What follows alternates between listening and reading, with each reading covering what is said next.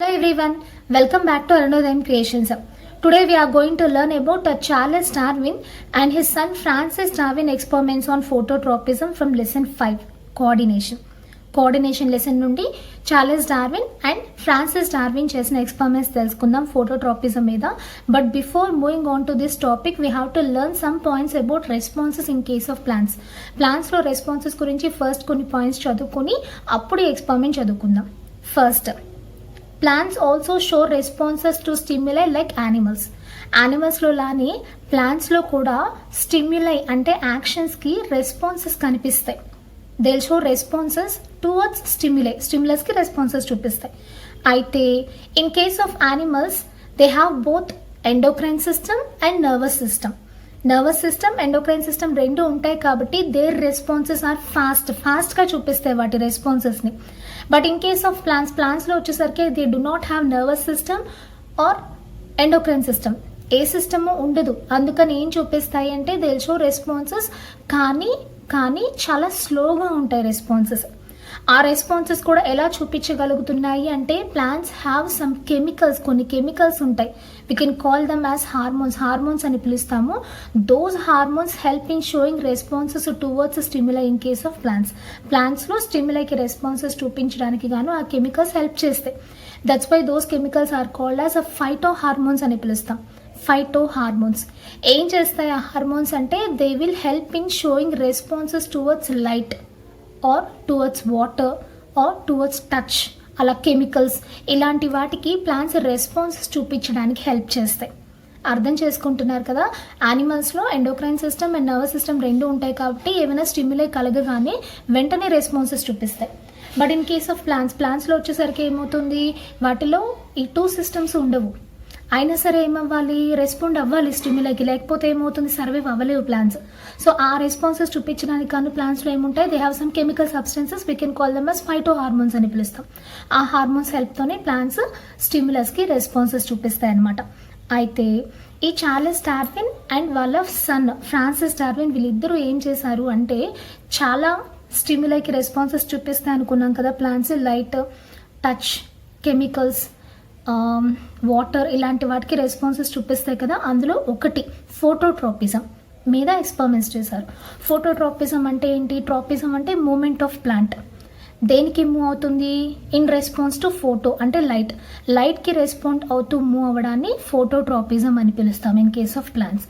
So దీని మీద experiments conduct చేశారు. ఏం కన్క్లూడ్ చేశారో తెలుసుకుందాం ఈ లెసన్లో.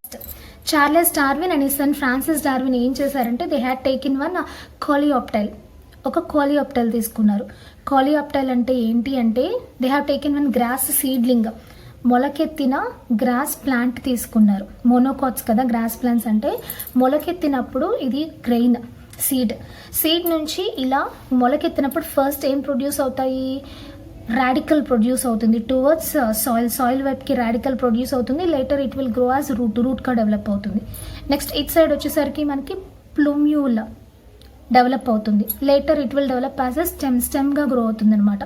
సో ఇమ్మీడియట్లీ ఆఫ్టర్ సీడ్లింగ్ మొలకెత్తిన వెంటనే ఈ ప్లూమ్యూల్ వస్తుంది కదా పైకి. ఈ ప్లూమ్యూల్ ఏమవుతుందంటే it is covered with a first leaf.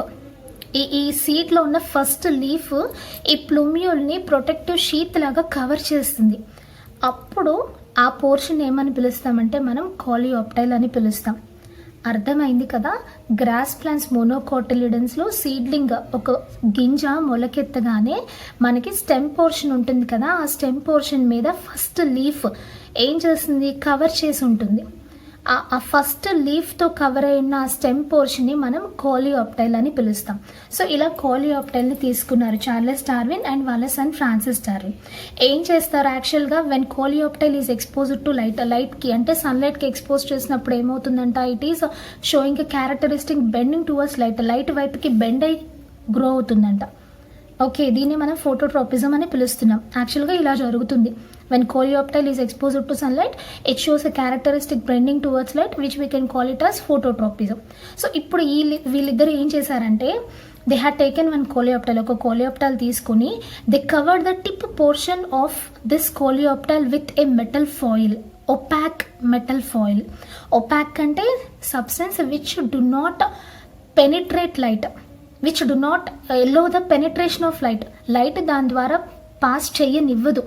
అలాంటి ఒక ఒపాక్ మెటల్ ఫాయిల్ని తీసుకుని they cover the tip of this coleoptile with it. ఆ మెటల్ ఫాయిల్తో ఈ టిప్ని కవర్ చేసేసారు. కవర్ చేసి ఏం చేశారు, they exposed this coleoptile to సన్లైట్కి ఎక్స్పోజ్ చేశారు. చేస్తే ఏమైందంట, యాక్చువల్గా ఏమవుతుంది, లైట్కి ఎక్స్పోజ్ చేసినప్పుడు మనకి బెండ్ అవుతుంది ప్లాంట్. బట్ ఇక్కడ ఏమైందంట, the plant did not show any phototropism ఏం కనిపించలేదు, ప్లాంట్ ఏం బెండ్ అవ్వలేదు. ఎందుకు అవ్వలేదు అంటే మనకి ఇక్కడే అర్థమైపోతుంది. కోలియోప్టైల్ ఫ్రీగా ఉన్నప్పుడు బెండ్ అయింది లైట్ని అబ్జర్వ్ చేసుకుని.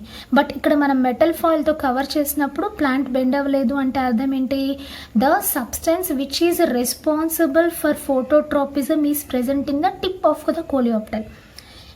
ఏ సబ్స్టెన్స్ అయితే ప్లాంట్ ఇలా లైట్ వైపుకి బెండ్ అవ్వడానికి హెల్ప్ చేస్తుందో ఆ సబ్స్టెన్స్ ఆ కోలియోప్టైల్ టిప్స్లో ఉంటుంది అని అర్థమైంది. సో టిప్ని మనం క్లోజ్ చేయగానే ఏమైంది, లైట్ పాస్ అవ్వక ఇక్కడ మనకి బెండింగ్ అనేది కనిపించలేదు. సో ఇది ఫస్ట్ స్టెప్లో చార్లెస్ డార్విన్ అండ్ వాళ్ళ సన్ కనుక్కున్నారు. ఓకే, నెక్స్ట్ ఏం చేశారు, ఈసారి they have taken one coleoptile, ఒక కోలియోప్టైల్ తీసుకుని they cover the tip portion with a transparent metal foil. ఒక ట్రాన్స్పరెంట్ మెటల్ ఫాయిల్తో కవర్ చేశారు టిప్ పోర్షన్. ఈ ట్రాన్స్పరెంట్ అంటే తెలుసు కదా, any substance which will yellow the passage of light through it. ఏదైనా ఒక సబ్స్టెన్స్ లైట్ని దాని ద్వారా పాస్ చేయగలిగితే దాన్ని ట్రాన్స్పరెంట్ అని పిలుస్తాం. అలా ట్రాన్స్పరెంట్గా ఉన్న ఒక మెటల్ ఫాయిల్ని తీసుకొని టిప్ పోర్షన్ని కవర్ చేశారు. చేసి ఏం చేశారు, they exposed this coleoptile to సన్లైట్కి ఎక్స్పోజ్ చేశారు. చేస్తే ఏమైందంట, ఆఫ్టర్ సమ్ టైం కొంతసేపటికి ఏమైంది, it shows characteristic bending towards light at side నుంచి అయితే వస్తుందో ఆ సైడ్కి బెండ్ అయి కనిపించిందంట ప్లాంట్. ఓకే, సో ఇక్కడతో కన్ఫర్మ్ అయిపోయిందిగా మనకి, substance which is responsible for bending of plant is present in the tip portion of coleoptile టిప్స్లో ఉంటుంది. అందుకే మనం ఒపాక్ ఫాయిల్తో కవర్ చేసినప్పుడు బెండ్ అవ్వలేదు, ట్రాన్స్పరెంట్తో కవర్ చేసినప్పుడు బెండ్ అయింది. సో ఇలా ఎందుకు జరిగింది, ఎలా జరిగింది అని వాళ్ళు స్టడీ చేసి ఏం తెలుసుకున్నారు అంటే, this is portion of coleoptile tip portion ఇది. సో లైట్ ఇట్ సైడ్ నుంచి పాస్ అవినప్పుడు ఏమవుతుందంట, substance which is responsible for phototropism, ఇలా ప్లాంట్ బెండ్ అవ్వడాన్ని ఫోటోట్రోపిజం అనుకున్నాం కదా, ఈ ఫోటోట్రోపిజంకి హెల్ప్ చేసే హార్మోన్ అంటే ఒక ప్లాంట్ సబ్స్టెన్స్ ఫైటో హార్మోన్ ఏమవుతుందంట, when light is passing from one side, ఏ సైడ్ నుంచి అయితే లైట్ పాస్ అవుతుందో దానికి ఆపోజిట్ సైడ్ వైపుకి మూవ్ అవుతుంది. ఆపోజిట్ సైడ్ వైపుకి మూవ్ అయిపోయి అక్యుములేట్ అవుతుంది ఆపోజిట్ సైడ్స్లో. అక్యుములేట్ అవ్వడం వల్ల ఏమవుతుందంట, the cells present in this region, ఎక్కడైతే ఈ సబ్స్టెన్స్ అక్యుములేట్ అయిందో ఆ రీజన్లో ఉన్న సెల్స్ అన్నీ ఏమవుతున్నాయి, దే ఆర్ షోయింగ్ ఫాస్ట్గా గ్రో అయిపోతున్నాయి. అంటే ఏమవుతున్నాయి, they are multiplying in number and also in size. ఇలా సెల్ ఇలాంగేట్ అవుతున్నాయి. ఇలాంగేషన్ అంటే తెలుసు కదా, సెల్స్ ఇంక్రీజ్ అవుతున్నాయి సైజులో. ఓకే, ఇటు సైడ్ అంటే when light is light at side నుంచి అయితే పాస్ అవుతుందో ఆ సైడ్లో మాత్రం ఏమవుతుంది, ఈ హార్మోన్ లేదు కాబట్టి ఇక్కడ స్లో గ్రోత్ ఉన్నది అనమాట. ఓకే, మీకు అర్థమవుతుంది కదా, లైట్ పాస్ అవ్వగానే ఇక్కడున్న ప్లాంట్ హార్మోన్ ఏమవుతుంది, it is moving to opposite side, అంటే షేడెడ్ వైపు, లైట్ పడని వైపుకి వెళ్ళిపోయి అక్యుములేట్ అవుతుంది. అక్కడ ఉన్న సెల్స్ అని ఏమవుతున్నాయి, ఫాస్ట్గా గ్రో అవుతున్నాయి, సెల్స్ ఇలాంగేట్ అవుతున్నాయి. సో ఏమవుతుంది, గ్రోత్ ఎక్కడైతే ఎక్కువ ఉంటుందో అక్కడ బరువు పెరిగిపోతుంది. పెరగడం వల్ల ఏమవుతుంది, ప్లాంట్ కాస్త బెండ్ అవుతుంది. అంతేగా, బరువు ఎటువైపు ఉంటే దానికి ఆపోజిట్ సైడ్ వైపుకేగా బెండ్ అయ్యేది. సో ఇటువైపు అంతా ఏమవుతుంది, వెయిట్ ఇంక్రీజ్ అయిపోతుంది, సెల్స్ ఇలాంగేట్ అవుతున్నాయి కాబట్టి. సో ఏమవుతుంది, ఇటు సైడ్ అంతా వెయిట్ పెరిగిపోవడం వల్ల ప్లాంట్ కాస్త ఇటు సైడ్కి బెండ్ అవుతుంది అనమాట. సో అది జరుగుతుంది ఫోటోట్రోపిజంలో అని చార్లెస్ డార్విన్ అండ్ వాళ్ళ సన్ ఫ్రాన్సిస్ డార్విన్ కనుక్కున్నారు. సో ఈ లాస్ట్ పాయింట్ మీకు అర్థమైంది కదా. ఓకే, మీకు కొంచెం అర్థమయ్యేలాగా చెప్తున్నాను చూడండి, కొంచెం సింపుల్గా. ఇది కోలియోప్టైల్ అనుకుందాము, సన్లైట్ ఇలా పడుతుంది. సో ఇక్కడ ఉండే హార్మోన్ ఏమవుతుంది, సన్లైట్ పడగానే it is moving to opposite side, ఇలా ఆపోజిట్ సైడ్కి మూవ్ అవుతుంది. మూవ్ అవ్వగానే ఏమవుతున్నాయి, ఇక్కడున్న సెల్స్ అన్నీ మల్టిప్లై అవుతున్నాయి ఆర్ ఇలాంగేట్ అవుతున్నాయి, ఎన్లార్జ్ అవుతున్నాయి. సో ఇట్ సైడ్ బరువు పెరిగిపోతుంది కాబట్టి ఏమవుతుంది, ఇలా బెండ్ అయిపోతుంది.